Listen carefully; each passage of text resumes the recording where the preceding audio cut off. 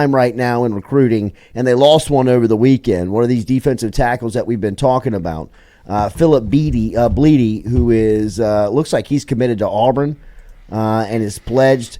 One thing about Bleedy is that he said he was looking to win championships, wanted to play for championships, was leaving Indiana to go and play for a championship program. No, you're not, Phil. Obviously, it came down to the money. I mean, because let's call it on it. I mean, right? I mean, let's just call the spade here. I mean, we're all adults. I mean, nobody has Auburn. Not even as a dark horse. I mean, like, I don't even know if I've got him in the final 12. No, I'm saying like not even as a dark horse for the final 12. Like, forget like that, like winning championships. Either way, I guess I am a little salty on it. I don't even know who their but LSU misses out. They do have an opportunity now with two of the biggest names of defensive tackles in Baton Rouge right now, including our guy Barrow, Simeon Barrow from Michigan State, landed yesterday. Both Bo Davis, defensive line coach, and Blake Baker, defensive coordinator, are very high on Barrow. Other schools to watch on Barrow include Florida State, Georgia, Miami, Texas, and Auburn. His hometown's about 90 minutes away from Athens. It's about an hour and a half away from Athens, Georgia. So watch out here for Simeon Barrow. If I'm LSU, I never let him leave Baton Rouge. How much? What's the rate? What's the scale here for a defensive tackle who's coming in? He recorded 36 tackles and 5.5 tackles for loss, 3.5 sacks in 12 games, including 10 starts as a defensive tackle last year for the Spartans. I mean, that is supermodel stuff if you're LSU football. $350? $300,000. If that is if that's the number, I would pay him $350,000. I was about to say it could be more. I might be lowballing the man. I don't want to be lowballing. CJ West is also in, and he is the nation's top defensive tackle. He is the top transfer defensive tackle in the portal. He has added offers from many programs. Yes, he does.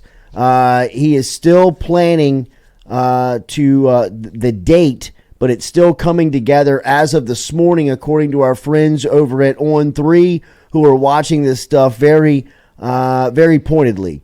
But West is going to be a senior coming up this fall. He was at West Virginia.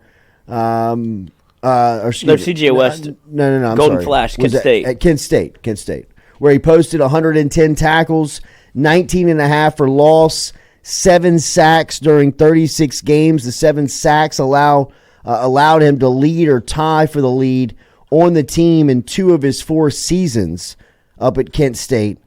He did force a fumble and recovered another one for Kent State's defense. Both of these guys, Barrow, West, can have a lot of competition if you're LSU.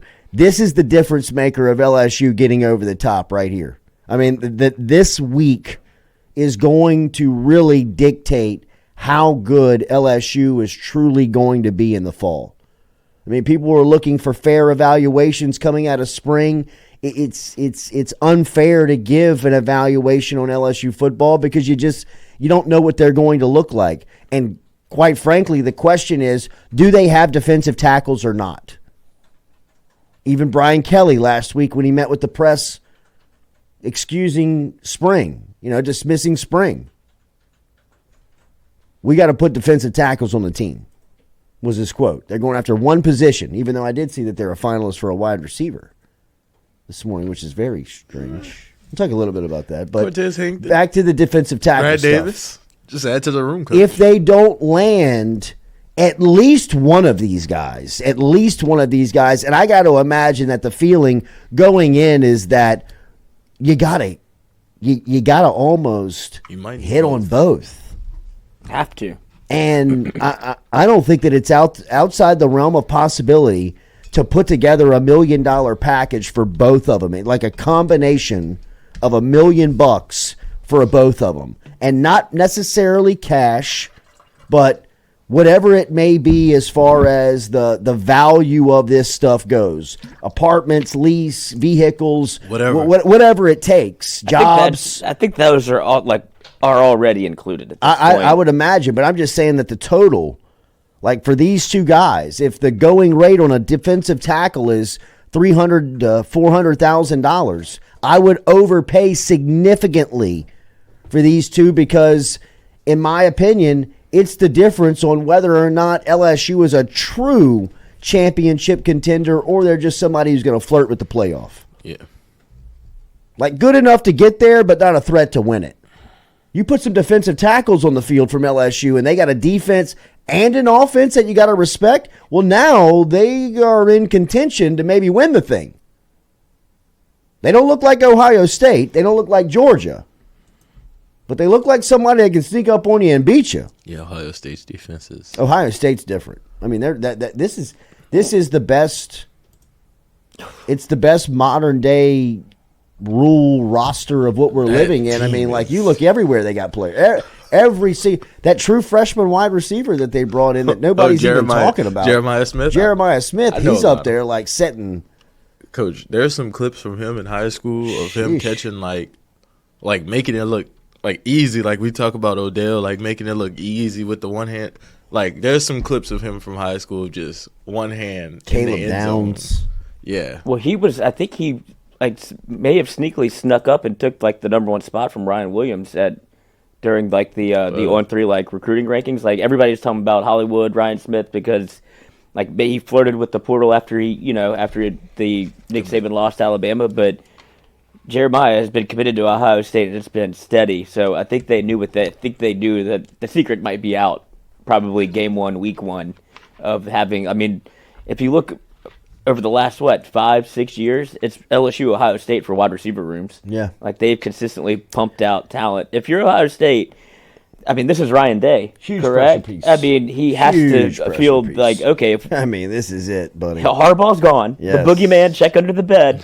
Just don't say it. Don't say Beetlejuice more than once. But come back. He is. Did you see him get that tattoo? Yes. I love him. But that's what they loaded up to be like, look, this is our chance to make a run. Yes. Let's go win one right now. I mean, even at the quarterback position, they're like, well, we're pretty good. Let's see if we can get better.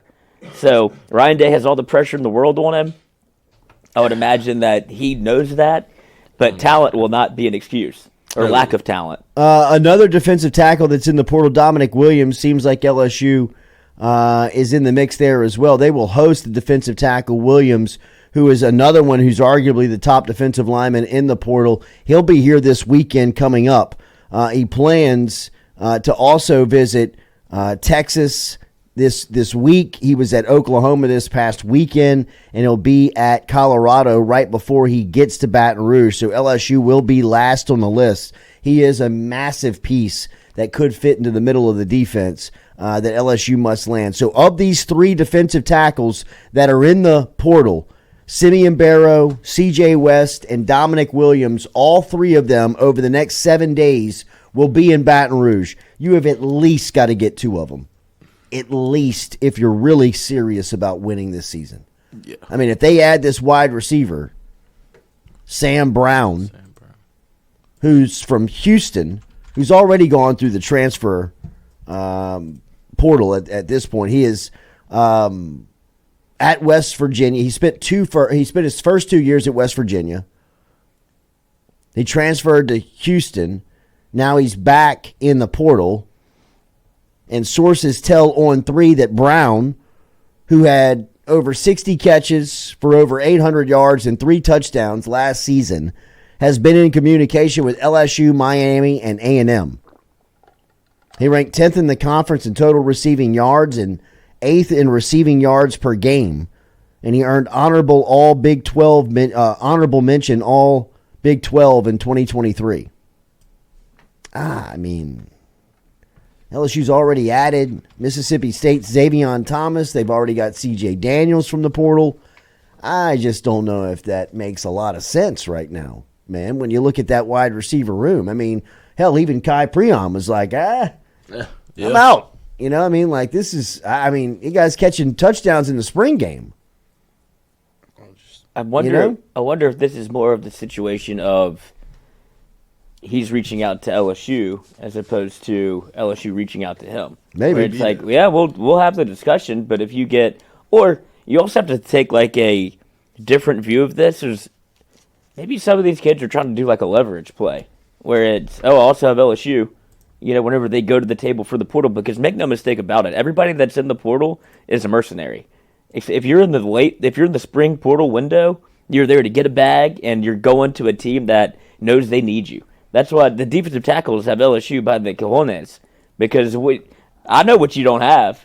Like, who are you trying to bluff? I mean, yeah, no, and if I'm LSU, I would own it. Yeah, I mean, just like like NFL teams in free agency. It's like, hey, man, when the best wide receiver shows up, when the best defensive tackle, when the best quarterback shows up, I mean, you're not here because we don't not want you, right? You know what I mean? Like, we're about to roll the red carpet out for you and show you exactly how much you mean to us.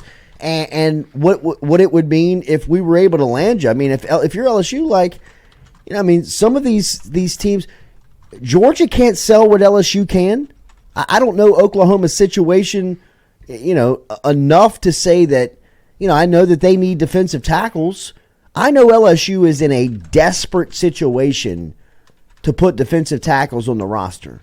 So much so that they should really overpay for them. They should be vulnerable. They should own that. There's no use in keeping that a secret, because once they leave and go to the other place, it doesn't matter really what they're just going to listen to what the latest offer is.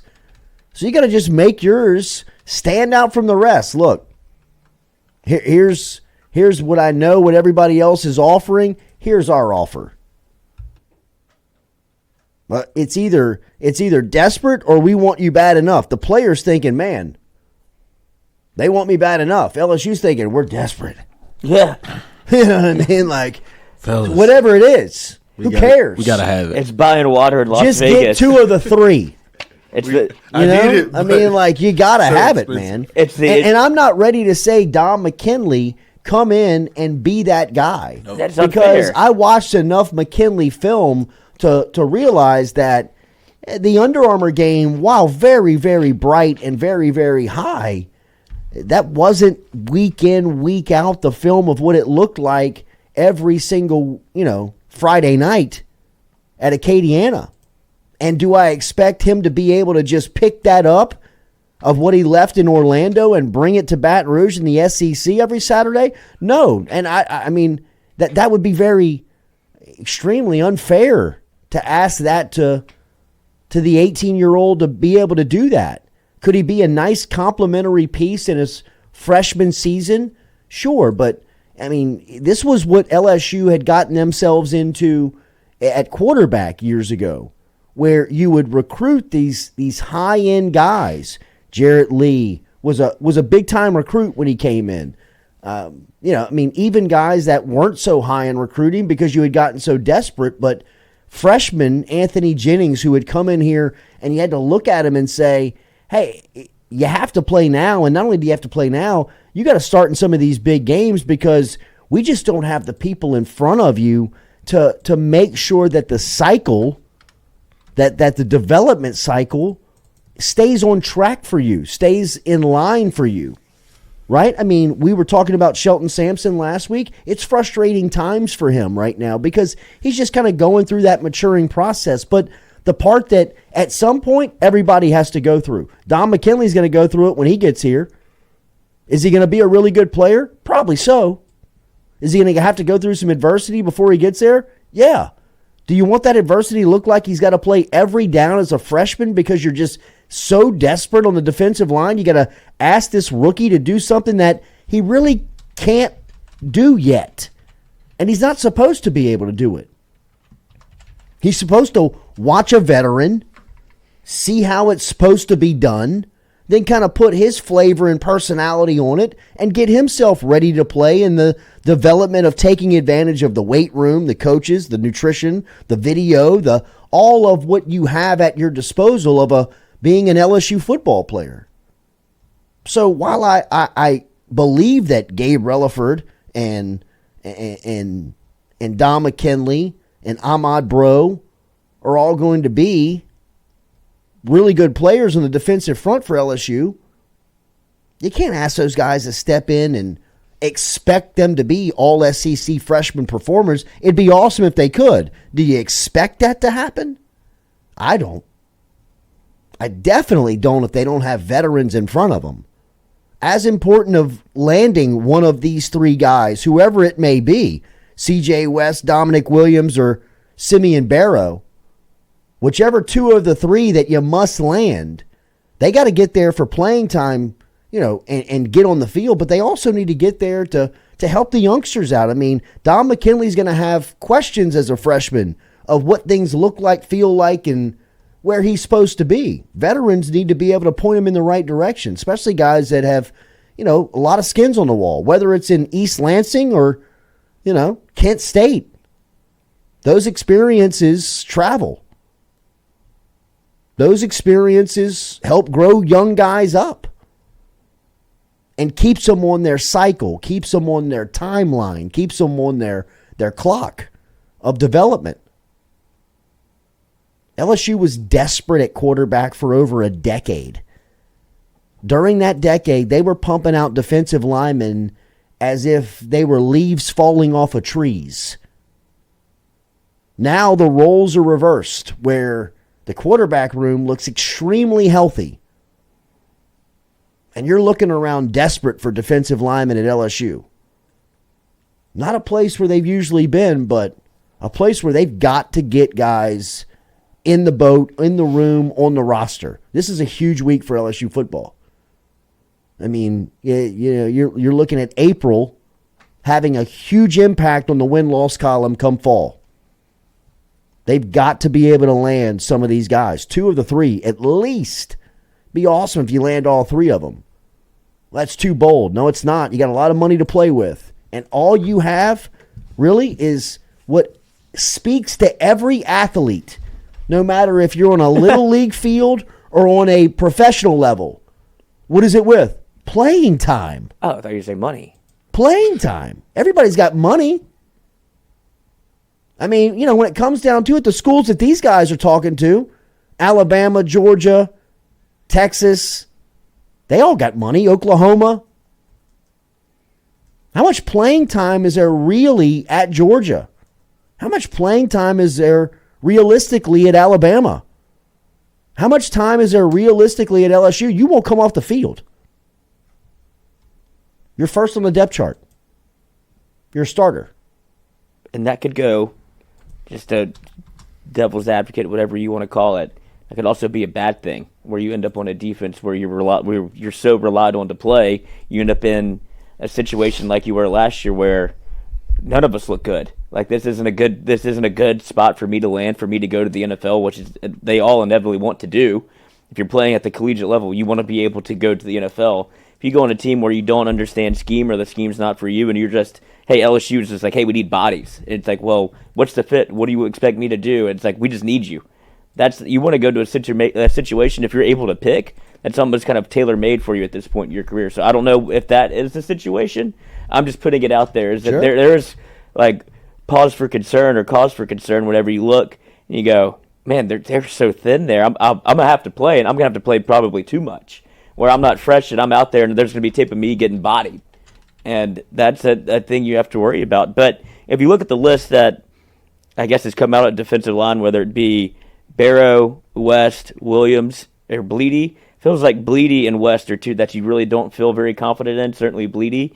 But if you get Williams, it says LSU set to have his last visit for this. Well, did he commit to Auburn over the weekend? No, Bleedy did. Yeah. No, I'm not talking about Bleedy. I'm talking about Williams. Yeah. Like if you're set to get the last visit, that's a good spot. You think that, but in the portal, what'd you say last week? Where it's don't let him leave campus, and so you're playing with fire a little bit. Of he might get an offer I don't even need to hear what LSU's saying. I know what they're going to offer.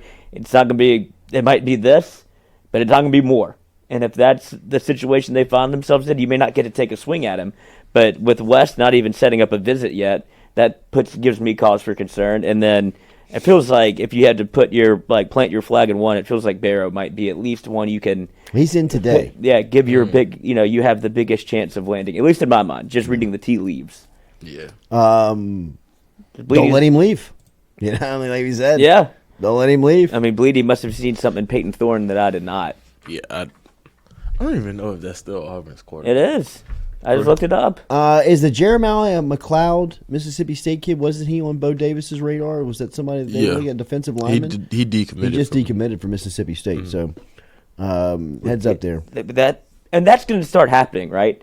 Like, I'm not concerned about the future of defensive line at LSU. Yeah. This is just about the here and now and this year. Right. Because you already brought in 2 5-stars, and it's been, how long has he been on the job? I mean, right, he just got in the door. Weeks. Right, and you're able to, as soon as he gets the job, you flip Gabe Relaford, and you get Dominic McKinley, so he's going to be able to recruit. It's just, as of right now, he hasn't been here, so he didn't do this recruiting job. And so now, you're just in the spot where we're deficient.